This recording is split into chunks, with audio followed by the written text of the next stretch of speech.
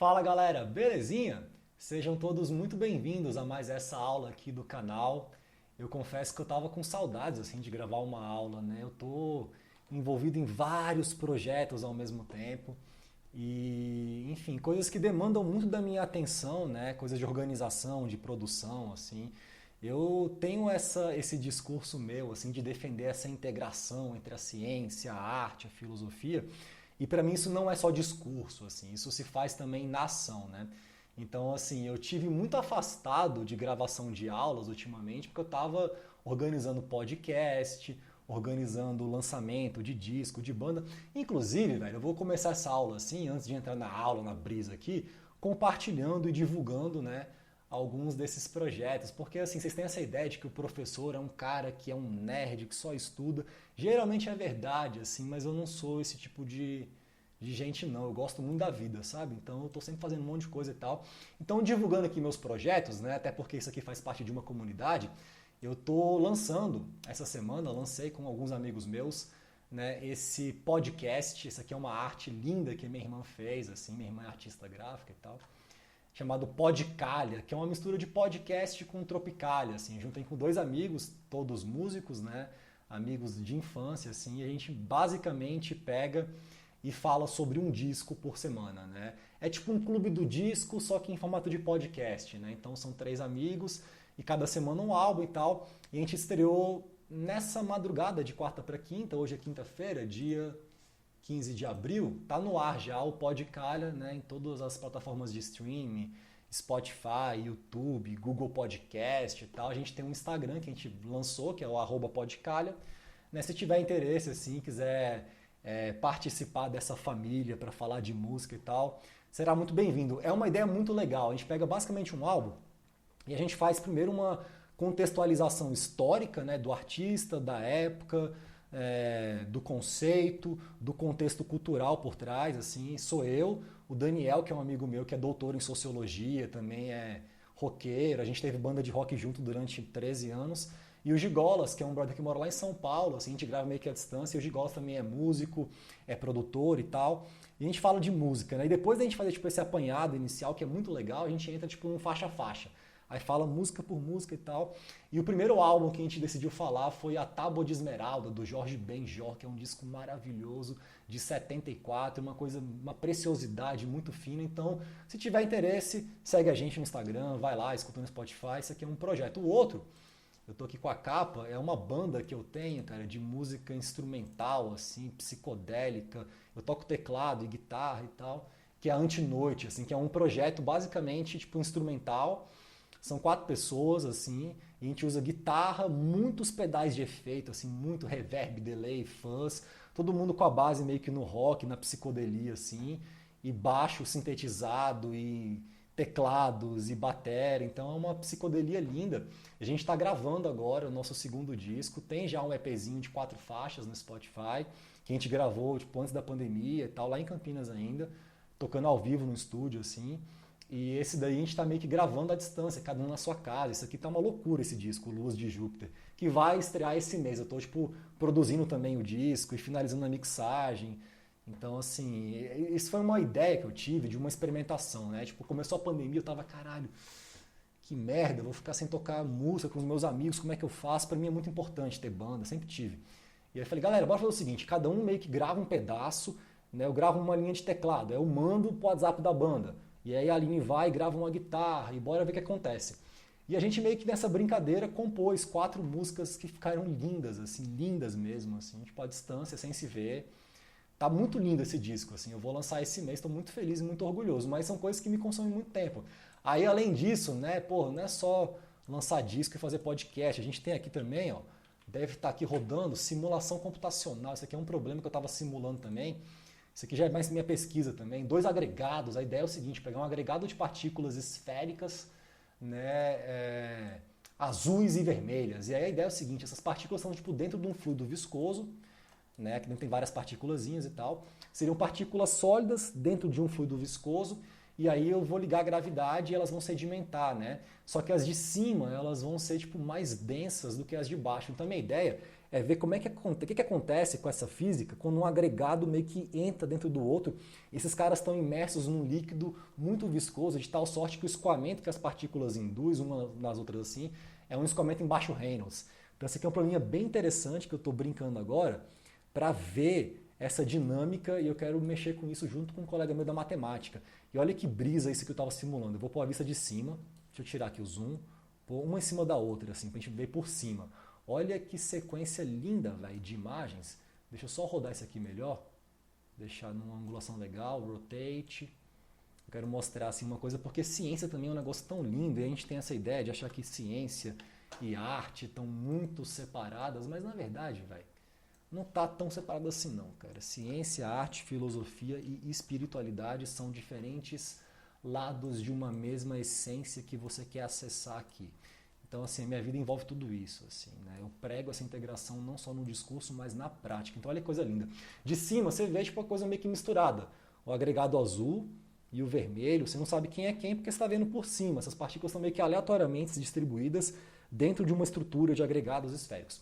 Aí eu vou ligar a gravidade e elas vão sedimentar, o azul vai entrar na vermelha. Depois, no meio do caminho, eu vou pegar e vou inverter a gravidade para ver o que acontece com essa dinâmica. Eu quero ver a reversibilidade do processo.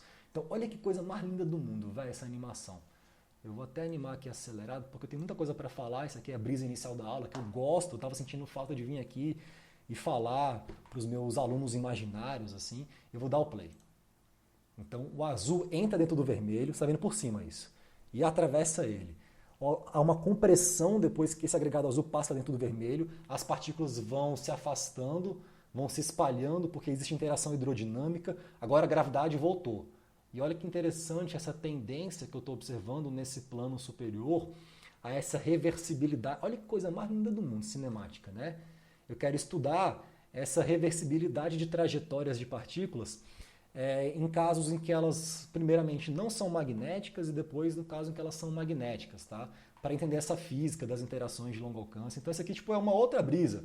Ao mesmo tempo, tem outra máquina aqui do lado rodando simulação de aluno. Então, assim, é muita coisa, velho, muita coisa. E às vezes fica difícil de vir aqui gravar aula, assim, mas eu sinto de tempos em tempos, cara, uma necessidade, assim, tipo, de me comunicar, de me expressar, de falar com os meus alunos, sabe? Eu tô sentindo muita falta, assim, mesmo, dos meus alunos. Eu, assim, eu me acostumei, né? Eu dou aula há muito tempo já, assim, desde muito cedo, assim. Então, comecei a dar aula com 24 anos de idade, cara. Eu tenho 35, vou fazer 36, então tem já, tipo, 12 anos que eu dou aula, assim, né? Então, tô sempre tendo essa troca com os alunos e tal. E é uma coisa muito louca que eu sempre falo, você entra numa sala de aula e você fala, você, tipo, gesticula, você sobe em cima da cadeira, você pensa pra caralho, assim, você escreve no quadro. Mas, caralho, quando você olha, tipo, no olho, assim, do aluno e você vê que, tipo, sabe, o moleque, assim, tá, tipo, caralho, que da hora esse rolê, velho. Tu meio que ganha uma energia a mais, assim, saca, velho? Eu até... É uma loucura isso, mas eu escrevo algumas coisas pra mim mesmo, porque a gente, nesse lance de pandemia, a gente tem que, né, tipo, sei lá, tá atento aos nossos pensamentos e tal. Olha o que eu escrevi esses dias, do nada, em casa. Eu escrevi assim: é imprescindível que o processo de aprendizado tenha como principal motivação o despertar da curiosidade do aluno promovido por um senso de espanto, incredulidade, maravilhamento, fascínio e encanto pelas explicações dos fenômenos da existência. Embaixo eu escrevi: o aluno tem que ficar de cara com as coisas para querer aprender. Que é uma coisa tão óbvia assim, porque para mim sempre foi assim, sabe? Tipo, eu não vou aqui mentir, falar que tive grandes professores que me ensinaram, que tinha uma didática incrível, que não tive tantos assim. Claro, sou muito grato porque tive acesso, né, a pessoas brilhantes assim, sabe, com muito conhecimento e tal. Mas eu sinto que tipo esse lance da motivação sempre foi um lance de eu buscando motivação, assim, né? Assim, é muito comum, eu vejo muito os meus alunos reclamando dos professores que eles têm. E assim, cara, os meus não eram tão melhores não, velho. Era isso, saca? Eu acho que também, eu não sei, assim, é difícil você querer aprender quando o processo em si, né, é muito entediante, é muito maçante, é muito chato, assim. Então, a sua vida vira meio que um inferno, né? Você é obrigado a assistir aula, porque tem que fazer prova e tal. Você esquece meio que por que você está fazendo isso. E aí você entra naquela onda errada de achar que a motivação é que você vai ganhar grana, você vai ter um emprego, você vai ter estabilidade, quando isso tudo é mentira, estão te enganando na verdade. Assim, você tem que querer fazer as coisas porque as coisas são interessantes em si. Você tem que tipo, se responsabilizar por se organizar para que você continue tendo interesse pelas coisas, porque enquanto você tem tipo curiosidade, interesse pelas coisas, a tua vida tem sentido, assim, saca? Né? Então eu acho que assim, leiam livros que falem sobre Einstein, que falem sobre Newton, vai atrás de história da ciência, saca? Vai se motivar, né? Porque quando você fica de cara com as coisas e tem interesse por elas, você aprende, assim. Eu sou um cara de muitos interesses, né? Acho que deu para perceber já. Então assim, cara, eu sempre tive ligado que para eu alimentar a minha curiosidade eu teria que meio que ir atrás, assim, enfim. Então eu tô aqui meio que batendo esse papo para justificar a minha ausência do canal, para matar saudades, para divulgar alguns projetos. Ah, outra coisa, eu também fiz um Instagram do canal, assim, que eu quero organizar agora um pouco melhor as coisas, porque assim, eu tenho um Instagram pessoal e tal, que eu posto um monte de coisa lá, eu posto eu viajando, falando da física e do tempo e da filosofia, do espaço e de música e das minhas loucuras, assim, e também me posto tocando piano e tal, mas é um rolê meio que, tipo, mistura muito as coisas, sabe? E eu tava, tipo, querendo meio que organizar para criar realmente um Instagram do canal, assim, no qual eu pudesse colocar ali pequenos vídeos de divulgação científica, de brisas filosóficas, de provocações, de reflexões, na forma de IGTV, de stories, às vezes. Quero pôr aqui umas simulações, mostrar um programa que eu estou escrevendo, um código, uma ideia, uma aula, um conceito, enfim, né? Então eu criei meio que um Instagram para isso. Se você tiver interesse em seguir, vai lá no @ciênciabrisa. Então, acho que fiz as divulgações. Vamos então começar com a aula de hoje, que eu tenho bastante coisa para falar aqui para vocês. Vamos só pegar uma aguinha, porque é importante, né? A gente se hidratar e tal, ficar de boas.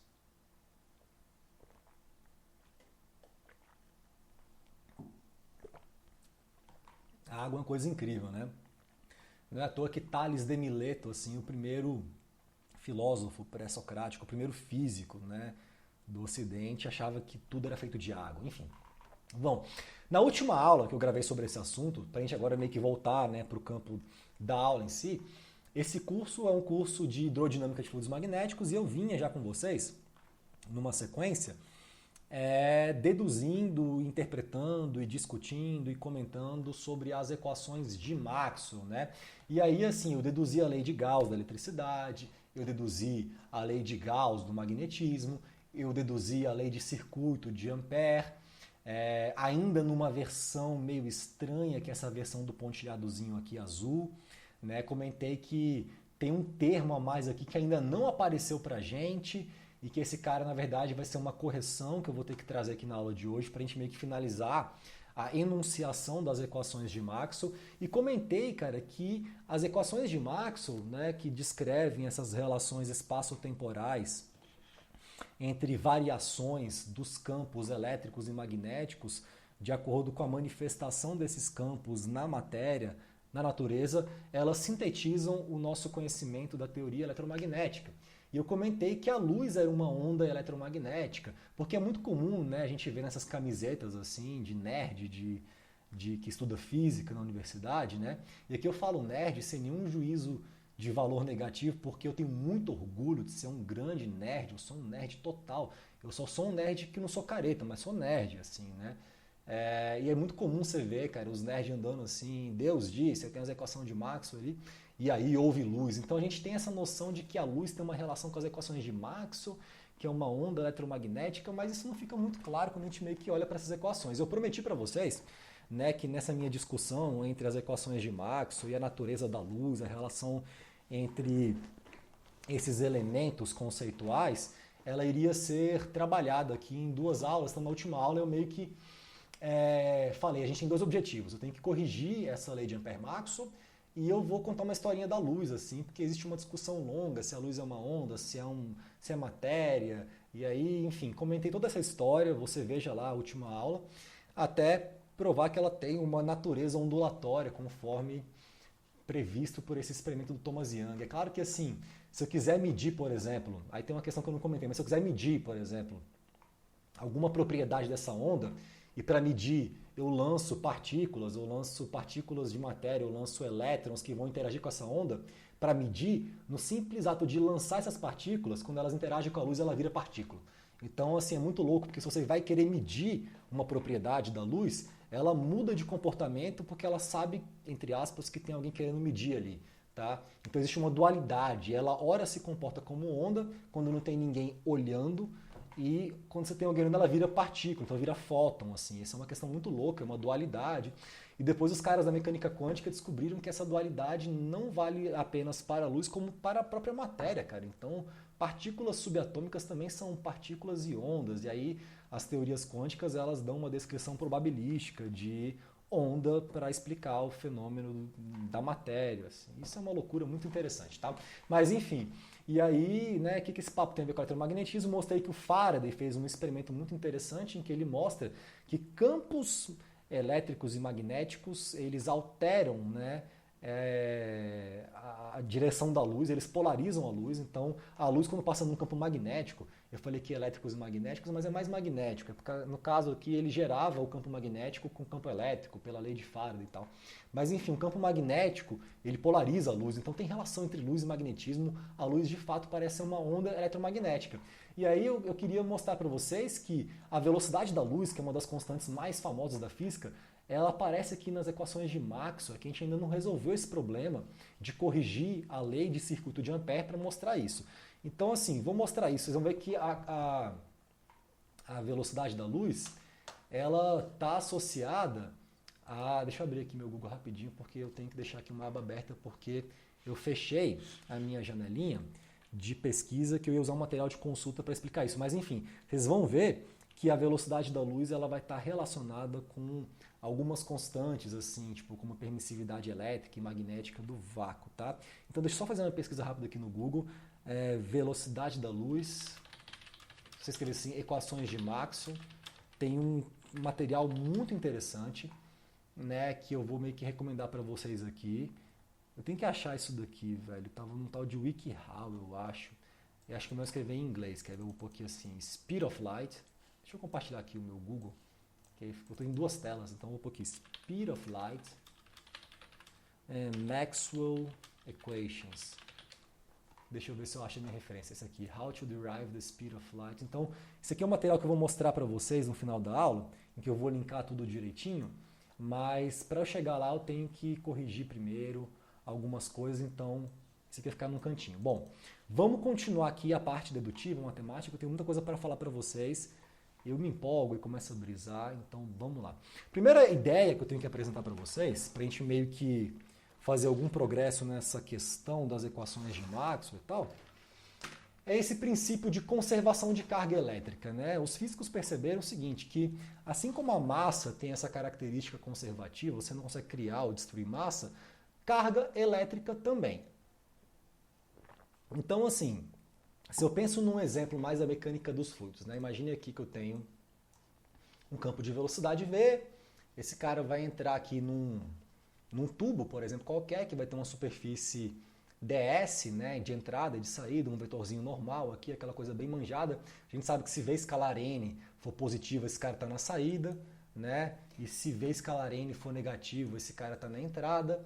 Então a gente consegue usar essa definição, deixa eu colocar aqui minha setinha, para poder expressar esse princípio da conservação da massa em termos matemáticos. A variação no tempo, esse primeiro termo aqui, de uma integral em todo o volume de controle desse produto ρdV, que isso aqui é um diferencial de massa, ou seja, a variação no tempo da massa contida dentro do volume de controle, assim que eu leio isso, esse cara tem que ser igual a esse balanço líquido, né, desse fluxo de massa que atravessa as superfícies de entrada e saída. Essa é a forma matemática de falar o seguinte, o tanto de massa que vai estar variando ao longo do tempo dentro desse volume de controle vai ter que ser igual à diferença entre aquilo que está saindo e o que está entrando. Se está saindo 10 kg por segundo e está entrando 10 kg por segundo, o que entra é igual ao que sai, essa integral líquida nas superfícies de controle desse fluxo de massa, isso daqui é uma coisa meio básica de McFlu, não vou gastar muito tempo aqui, tá? Eu tenho um curso inteiro de McFlu aqui no canal e tal, então quem tiver realmente interesse tem material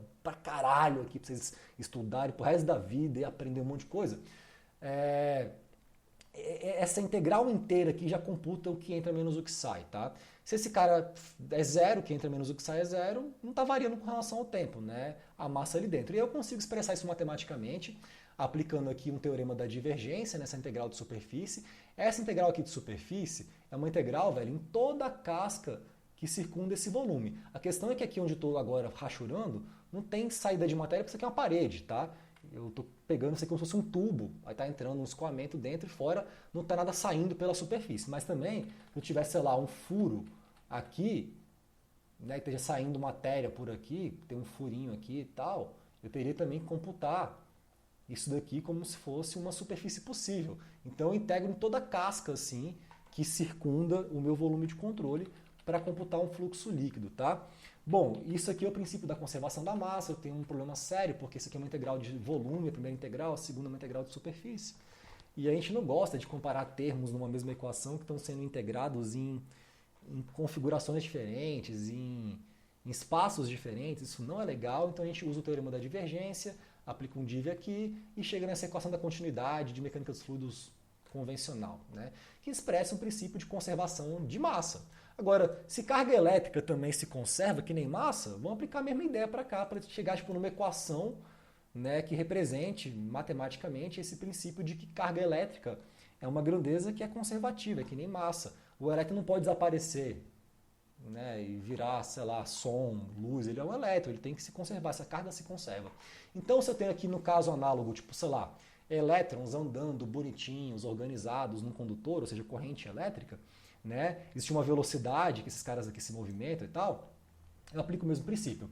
A variação com relação ao tempo dessa integral aqui, isso aqui é muito legal, essa integral de ρEL dV. Lembra que esse ρEL é essa densidade de carga elétrica, é carga por volume. Então, a integral de carga por volume no volume é a carga total que está ali dentro. A variação no tempo das cargas contidas num volume de controle, num condutor onde passa elétron, sai, tem que ser igual a esse fluxo líquido de elétrons que atravessa o volume de controle. Então veja que esse termo aqui desse fluxo líquido, ele tem a mesma cara, ele é idêntico, na verdade, né, ao termo que eu tinha aqui na equação da conservação da massa. Então não vou nem mudar, só vou trocar massa específica por densidade de carga elétrica e vou chegar no mesmo princípio. Teorema da divergência aqui, nada demais. Agora, o interessante aqui é o seguinte, que ρELV, que é um termo que aparece aqui, ó, esse produto da densidade de carga elétrica pela velocidade, né, pelo vetor velocidade com o qual essas cargas se movimentam, seria uma velocidade média das cargas dos elétrons. Bom, se você olha para as unidades, cara, carga elétrica é o quê? Coulomb por metro cúbico, topzera. Velocidade é metro por segundo, topzera. Tu corta aqui as coisas, vai dar Coulomb por metro quadrado de segundo. Isso aqui é uma densidade superficial de carga. É o J, velho. É aquela densidade de carga elétrica que a gente já definiu nas últimas 2 aulas, se não me engano, ou umas 3 aulas atrás, eu não lembro. Ou seja, essa grandeza, ρELV, é o próprio J. Então, usando isso, a gente chega nessa equação aqui, que é uma equação muito importante, que é a equação da continuidade de cargas elétricas. E eu vou usar esse princípio, que seria uma quinta equação de Maxwell, esse princípio de conservação de carga elétrica, que é um princípio fundamental da natureza.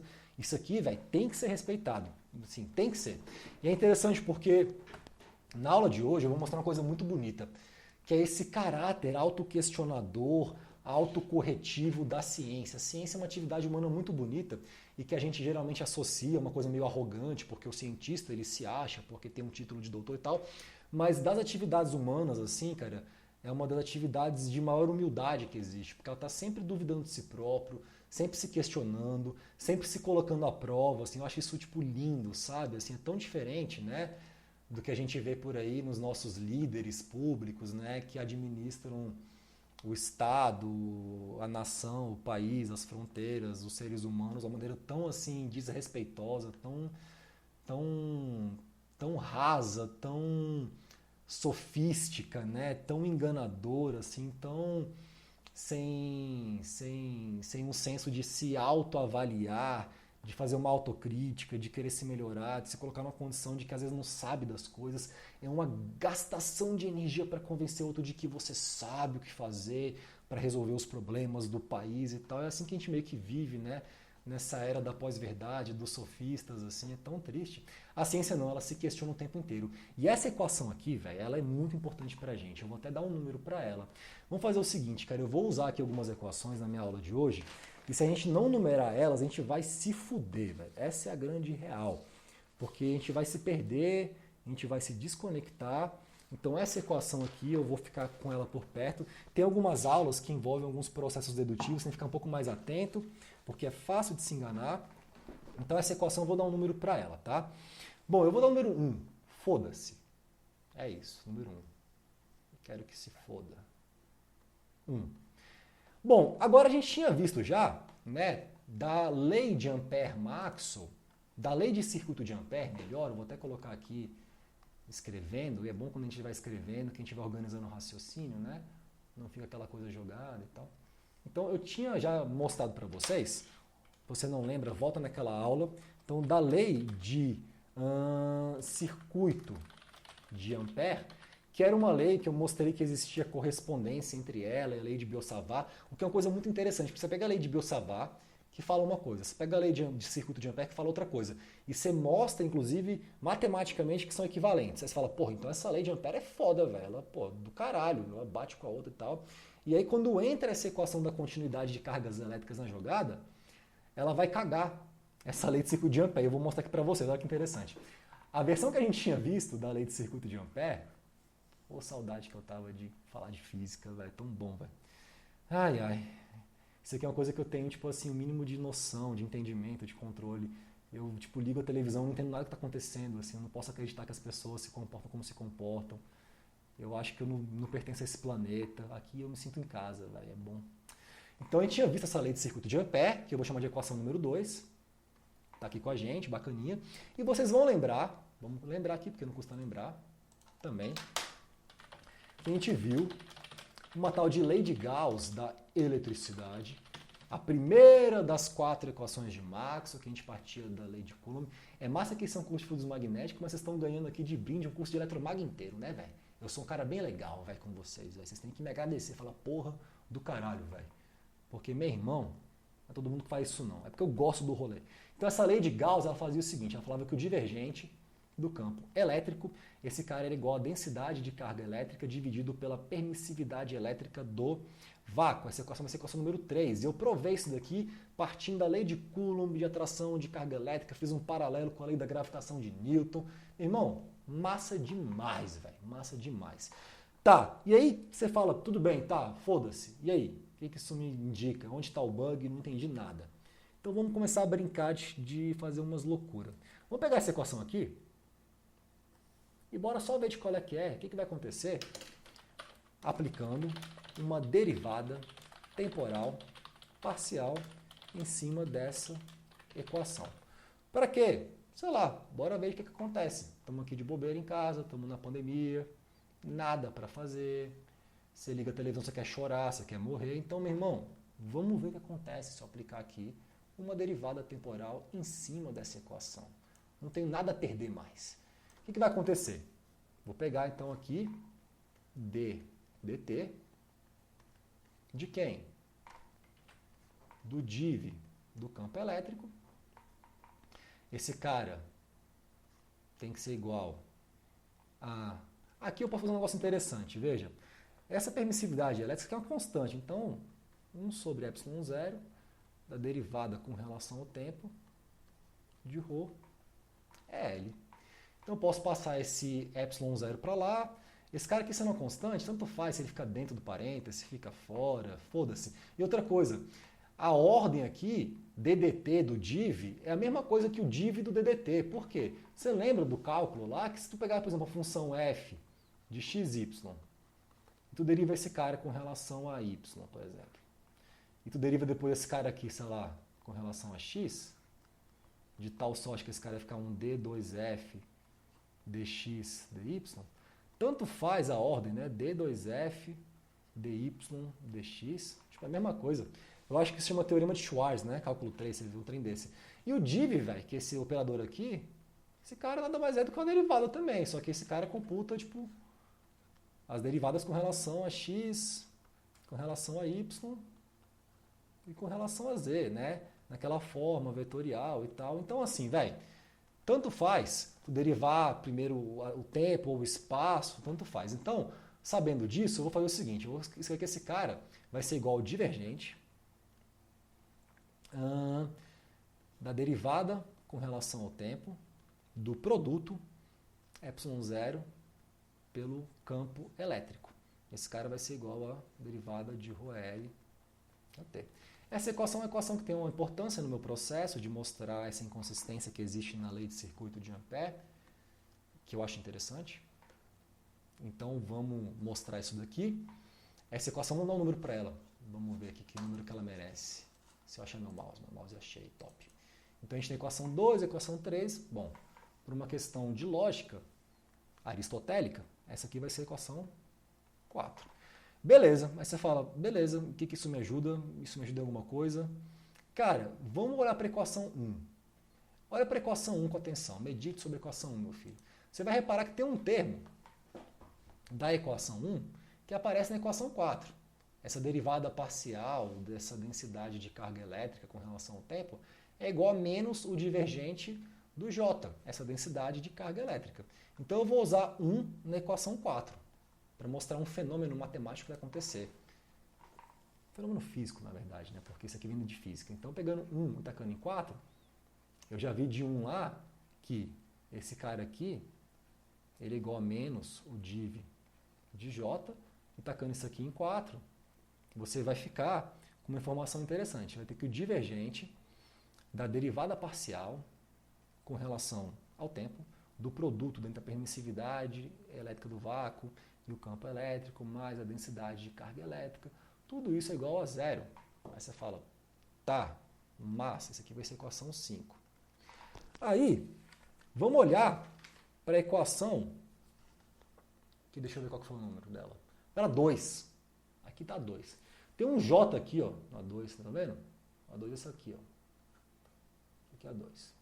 Tem aqui um J na 2, assim, tem um hot de B. Vamos tirar o div da equação 2 e ver o que acontece? De 2, se eu tiro o divergente, eu vou ter que o divergente, e essa parte vai ficar interessante, vou pôr aqui do rotacional do campo induzido, esse cara vai ter que ser igual a μ0, que multiplica o div de J. Agora, se você olha para esse termo, o div do hot, esse cara é sempre 0. Sempre 0. Você fala, pô, por quê? Isso aqui é uma propriedade matemática, velho. E é fácil tu provar isso daqui, velho. Eu não, se você quiser, a gente pode provar aqui agora de cabeça. Bora provar, velho. Estamos aqui de bobeira também. Eu às vezes tenho essa coisa assim, tipo, vamos provar um trem aqui, velho, tipo, no improviso. Eu adoro fazer isso, tipo, em sala de aula com uma galera, assim, tipo, porque se você erra, os moleques ficam, caralho, o bicho vai errar. Você vê que os alunos estão torcendo pela sua desgraça ali, tomara que ele erre. E aí é até um incentivo mais legal para tu, tipo, ficar mais atento, sentir mais presente, eu gosto. Então vou tirar o div do hot do campo do B. O que é o hot de B, velho? Curte só. Hot de B. Vamos pôr aqui, é x, é y e é z. O div eu vou pôr aqui nessa notação um pouco mais simplificada, tá? Esse del y tal, é o que seria a derivada parcial com relação a x, y, z. E aqui eu tenho a componente bx, componente by, porque esse cara é tudo vetor. bz. É assim que a gente tira hot. Aí você vai, beleza, hot de b então vai ser igual. Na direção x, a derivada parcial de bz com relação a y, isso aqui é mais legal que jogar sudoku, velho. Menos a derivada parcial de by com relação a bz, isso na direção é x, massa de mais a derivada parcial, vamos ver, direção y, a gente inverte os sentidos aqui. Isso aqui é qual aquele determinante, aquela operação que a gente chama de mnemônica. Então, isso aqui vai ser a derivada parcial de bx com relação a z. É bom que mantém também vocês atentos. Menos, você sempre troca dbz dx, na direção é y, e tem mais alguém na direção é z. Minha cabecinha aqui, mais, na direção z, bora ver quem vai dar. Aí vai dar tipo assim, esse vezes esse menos esse vezes esse, né? Então, derivada parcial de by com relação a x, top, menos a derivada parcial de bx x com relação a y. É isso mesmo, tá certo? E se tu errar qualquer besteira aqui, tu se fode, velho. Então é bom tu estar atento, moleque. E aqui, ó, vamos fechar, eu tenho que tirar o div disso daqui ainda. Foda-se. Então, quem que é o div do hot de B? Vamos tirar o div. É você aplicar uma derivada parcial com relação a x nesse cara, uma com relação a y nesse cara e uma com relação a z nesse cara, tá? Então isso vai ficar o seguinte. Vai ficar grande pra cacete, mas bora lá. Sem pressa e sem pausa. Esquece minha cabeça. Então eu vou pegar esse primeiro termo aqui que está entre parênteses. Vou derivar ele com relação a x. Então vai ficar o seguinte. Derivada segunda de bz com relação a x e com relação a y, menos a derivada segunda de by com relação a x e com relação a z, top. Agora mais esse segundo cara aqui, ó, eu vou derivar ele com relação a y. Então vai ficar mais a derivada segunda de bx, derivada com relação a y, derivada com relação a z, menos derivada segunda de bz, derivada com relação a y, derivada com relação a x. E falta agora pegar esse cara aqui, o último, e derivar com relação a dz. Mais, e esses vetores de base, ezinho e tal, tudo some, né? Porque o divergente de um vetor é um escalar. Tem uma aula inteira sobre isso aqui, sobre notação indicial, parte 1 e parte 2. Uma aula que você vai gostar muito se você está com confusão e dúvida em vetor, tensor. Você vai entender tudo, tá? Prometo. E aqui vai ter a derivada segunda de by com relação a z e com relação a x, e aqui a derivada segunda de bx, foi mal, com relação a z e com relação a y. Você fala, caralho, isso aqui é zero? Não sei, bora ver. Tem esse cara aqui, ó, bz, derivado com relação a x e y. bz, x e y, trocou aqui o sinal, tanto faz aqui a ordem. Topzera. Tem esse menos d2by, dx, dz. Esse cara corta com esse aqui. Menos, mais, trocou o sinal, inverteu aqui embaixo, xe, zg, beleza. E esse cara corta com esse. Então esse cara aqui é igual a zero, isso aqui é uma propriedade matemática. O div do hot de um vetor é sempre zero e foda-se. E é isso. Então, se você olha para a equação 2, que era aquela versão inicial da lei de circuito de Ampère, já tem um problema aí. Porque assim, se eu tiro o div dos dois lados, esse cara tem que ser zero. Então, pela equação 2, o div de j teria que ser sempre igual a zero. Mas eu já vi, cara, que isso é incompatível com a equação, velho, de conservação de carga elétrica. Então, essa versão da equação 2, da lei de circuito de Ampère, que bate com Biot-Savart, que é equivalente a Biot-Savart, que você fala, porra, esse cara está acima de qualquer suspeita. Ele viola um princípio físico fundamental de equação da continuidade de cargas elétricas, né, de conservação de carga elétrica. Então, opa, temos que corrigir a equação 2. A gente tem que dar um jeito de deixar a equação 2 universal. Então, o que a gente poderia usar para resolver isso? Aí, olha só. Lembra da equação... Cadê a equação que eu quero lembrar aqui? Acho que é essa aqui, ó. 5. Eu sei que o div de j não pode ser sempre zero, independente do contexto. Mas, usando dois princípios físicos fundamentais. O princípio de conservação de carga elétrica e a lei de Gauss da eletricidade. Isso aí ninguém questiona, brother. Isso aí é isso mesmo. Eu chego na equação 5, que me dá uma pista de uma outra combinação de termos que eu sei que o div tem que dar zero. O div de j mais esse cara dá zero. Então eu vou usar essa ideia para corrigir a equação 2. Eu vou pegar onde está ali 1 sobre μ0 mais hot de B e eu vou fazer o seguinte, velho. Eu vou, melhor ainda, se eu tiro o div da equação 2, do lado de cá tem que ser zero, do lado, né, tipo, esquerdo. Só que um div de alguma coisa que vai dar zero em qualquer contexto é a equação 5. Então, no lado direito da equação 2, eu vou somar com esse j essa derivada temporal desse ε0 que multiplica E. Então, eu vou corrigir isso. Vou até anotar aqui, porque isso aqui gera confusão pra caralho e tal. Então, assim, o que a gente já percebeu? Já, deixa eu aumentar aqui o quadro e tal, que a gente faz com calma. Porque às vezes você tá, caralho. É muito ruim quando o aluno meio que trava, assim, não entendeu alguma coisa, e aí ele meio que para de prestar atenção, assim. Eu sei como é muito desconfortável esse sentimento. Então, vamos fazer com calma aqui. Ó, já percebemos que existe uma inconsistência na equação 2. Pronto, tá errada, velho. Por mais que essa lei de circuito de Ampère seja topzera e seus resultados, suas ideias, são validadas pela lei de Biot-Savart, vimos que falta algo do lado direito para que ela possa ser também consistente com o princípio fundamental de conservação de carga elétrica e com a lei de Gauss da eletricidade. Então, bora fazer a correção, somando do lado direito da equação 2 um termo que tenha sempre seu divergente nulo.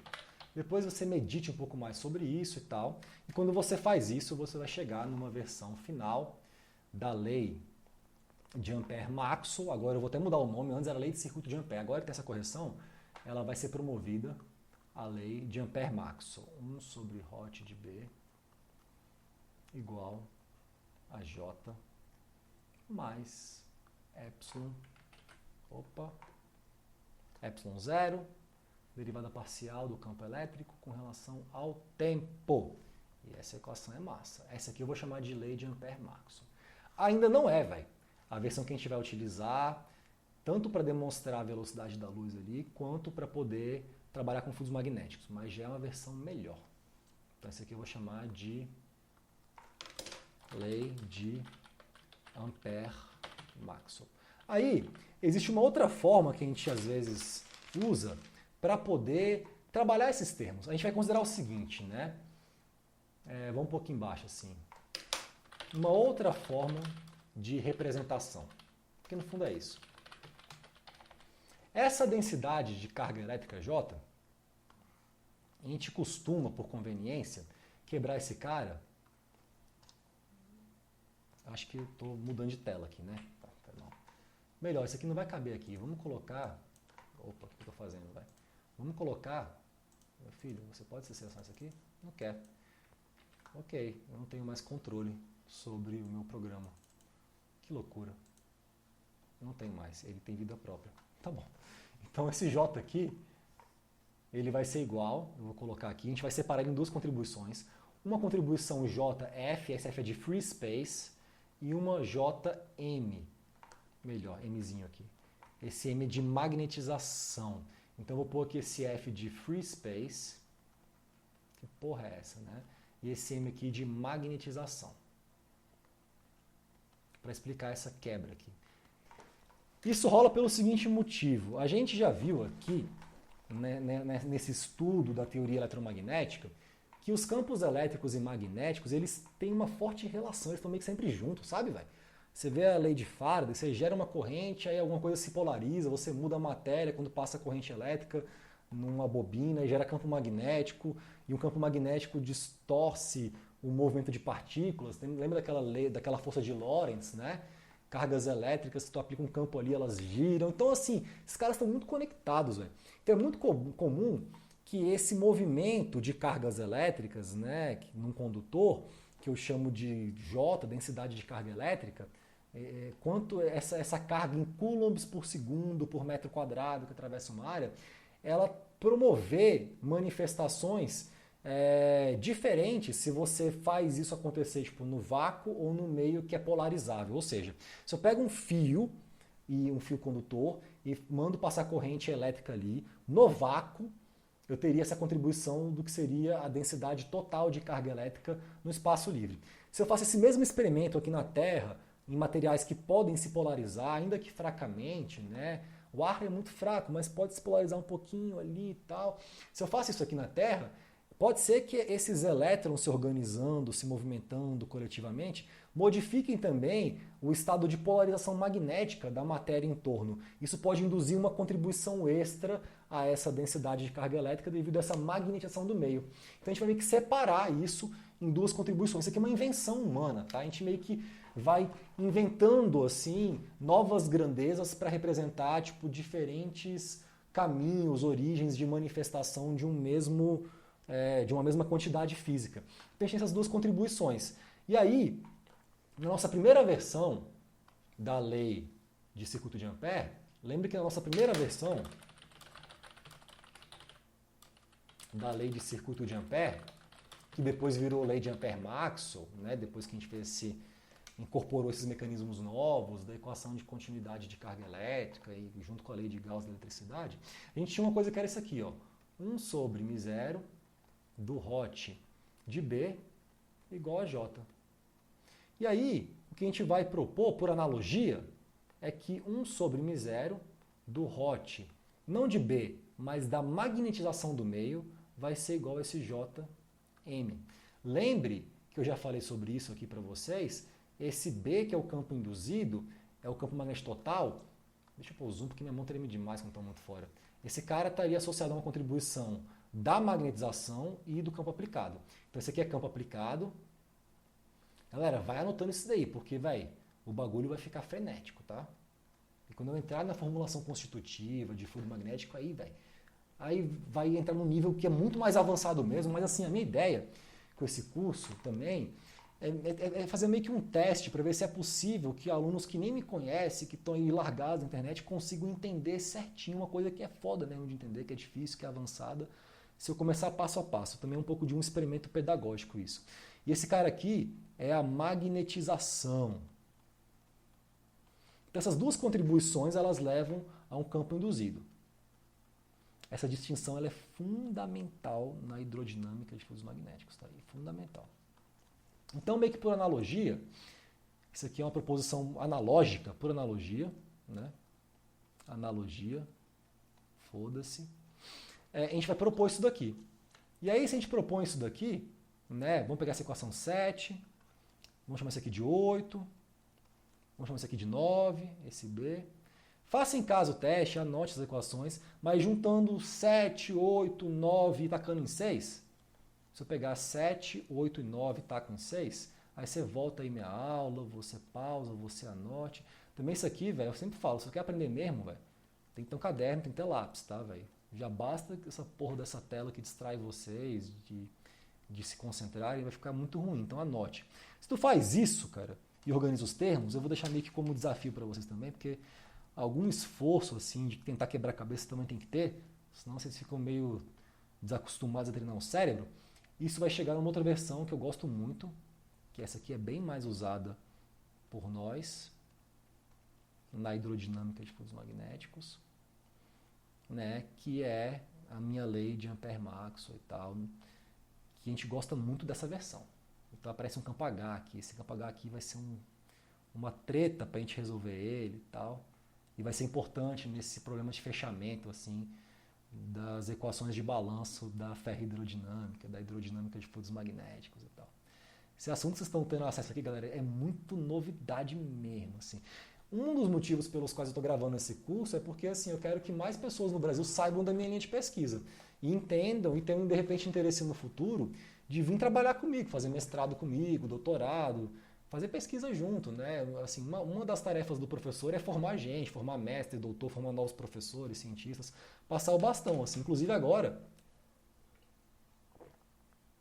também está rolando um processo seletivo, né, do nosso programa de pós-graduação em Ciências Mecânicas da UNB, que eu fiz um vídeo esses dias aqui no canal divulgando, assim, eu estou abrindo vaga para receber gente, para fazer mestrado, tá? Se você está curtindo as aulas do canal, está acompanhando, está gostando, se é formado em engenharia, ou física, matemática, está sacando, está entendendo, está curtindo, tem interesse em fazer um mestrado em simulação computacional e tal, de repente se inscreve no programa, cara. Fica uma oportunidade para você. Bom, e a gente poderia virar parceiro de pesquisa, que é muito divertido. Bom, então a gente tem essa equação aí, que é uma versão mais interessante pra gente, cara. Essa versão aqui é a que a gente vai usar mesmo, tá? Uma outra forma que você teria também, deixa eu ver aqui, que na verdade nem é tipo uma outra forma, mas enfim, agora eu já estava aqui já viajando. A gente pode também usar isso daqui, perdão a minha viagem, porque eu fui olhar para duas coisas ao mesmo tempo e meio que meu cérebro deu uma tela azul aqui.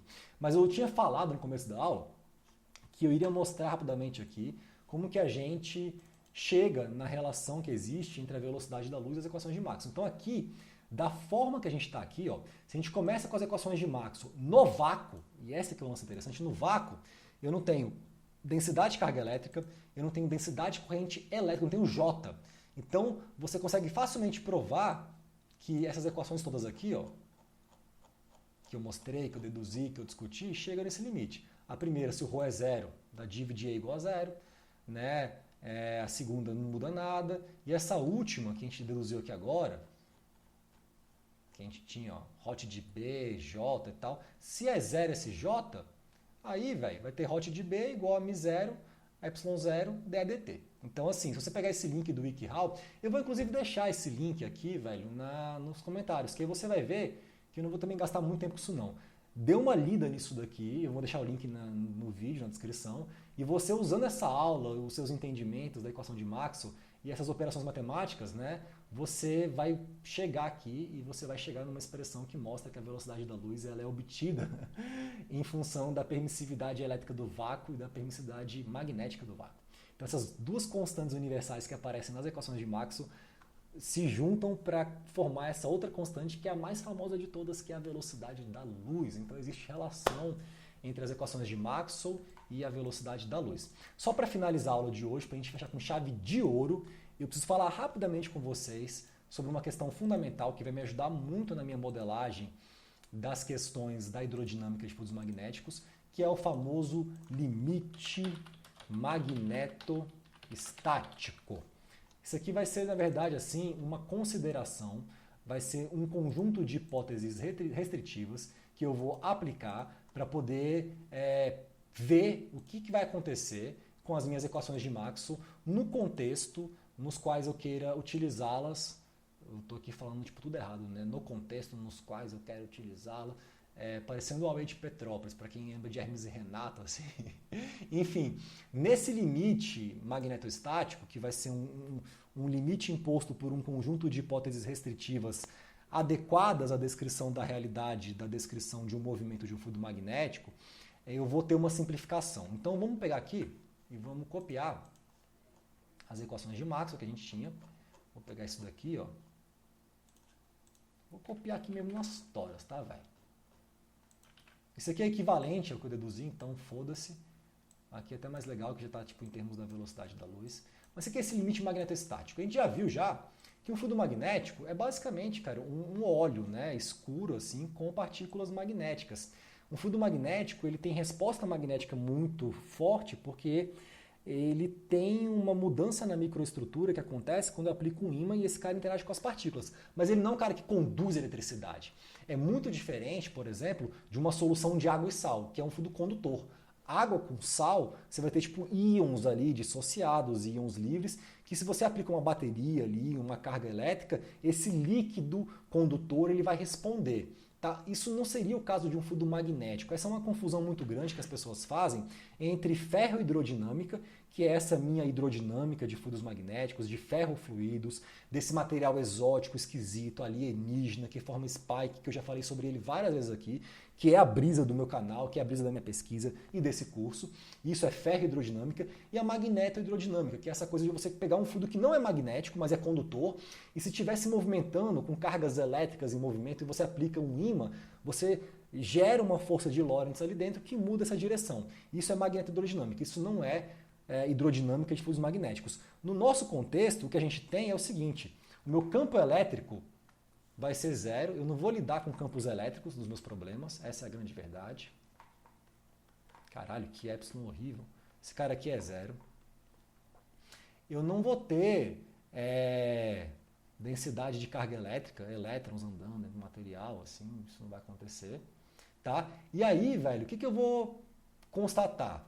Essa minha equação aqui, ela não faz sentido nenhum, vai ser inútil para mim, mas ela foi útil para chegar nessa equação aqui, né? Olha que loucura, interessante. Essa equação aqui me fala simplesmente que o meu campo de indução magnética ele é sempre permanente. Então, assim, é muito louco. Ele não varia no tempo, esse campo. Se eu mudo localmente a magnetização do meu material, porque eu mudo a resposta magnética, essa magnetização e o campo aplicado vão ter que estar sempre se balanceando numa dança muito bonita para manter essa condição satisfeita. Isso aqui faz parte do limite magnetostático. Essa equação ela vai ser muito importante para a gente na hidrodinâmica de fluidos magnéticos, então eu vou separar ela aqui. Ela não sofre nenhuma alteração por essa imposição do limite magnetostático. Mas vocês lembram que essa equação aqui, eu mostrei essa forma de escrever que é mais interessante, né? Em termos do campo aplicado e tal. E ela vai sofrer alterações interessantes se eu aplico o limite magnetostático. Se eu aplico aqui o limite magnetostático, eu vou simplesmente concluir que esse cara aqui é zero, esse cara aqui é zero, que o meu campo aplicado ele é um campo irrotacional. Essa equação é importante para a gente também. Então, assim, o limite magnetostático que é o seguinte, a pergunta seria, tá, você falou as equações de Maxwell e tal, dessas aí, quais que eu vou usar, velho, para entender fluido magnético? Essas três. O div de B igual a zero, isso aqui vai ser importante. Essa permanência de B, não vou usar tanto ela, mas ela é uma ideia que tem que ficar com a gente o tempo inteiro, porque isso vai levar a uma dança interessante entre o campo induzido, o campo aplicado, o campo de magnetização e o fluido que se movimenta e a vorticidade. Essa é uma brisa que eu acho muito linda e que assim tem sido um tema interessante de pesquisa para mim pelos últimos 10 anos, que é esse acoplamento da vorticidade, magnetização do campo aplicado. Eu vou falar bem sobre isso nesse curso, e esse cara aqui, o hot de H tem que ser zero. Então isso aqui são assim as conclusões que a gente tira no final das contas de toda essa brisa que tem sido até agora esse curso de fluidos magnéticos. Daqui para frente, eu vou falar de fluido agora. Então assim, vou falar de Navier-Stokes, mas não vou deduzir Navier-Stokes do zero, porque já tenho vários vídeos no meu canal sobre isso. Eu tenho um vídeo no canal aqui deduzindo as equações do movimento, da conservação da massa, o tensor de Navier-Stokes, contando história, brisando sobre. Então, assim, eu vou tentar colocar coisa meio que nova aqui. Eu vou meio que chamar a discussão para como que a gente vai poder incorporar no fluido, para quem já tem uma noção de MacFlu já, essas informações eletromagnéticas, tá? A partir do limite magnetostático. Cansei, é isso. Falei bastante, espero que tenham curtido a aula de hoje. Assim, eu estava sentindo falta de vir aqui gravar para vocês. Deem feedback, me ajudem, me motivem, fala que a vida tem algum sentido ainda, que tá bom para vocês o curso, que tá uma bosta, porque essa troca para mim ela é importante, ela me dá energia. Assim, às vezes eu sinto que eu tô falando para uma câmera que nem um doido, enfim. É bom saber que tem alguém aí do lado do outro lado assim que está sendo beneficiado por esses vídeos. Galera, gratidão pela companhia. Um beijo no coração de vocês. Tamo junto. Até a próxima aula. Arro!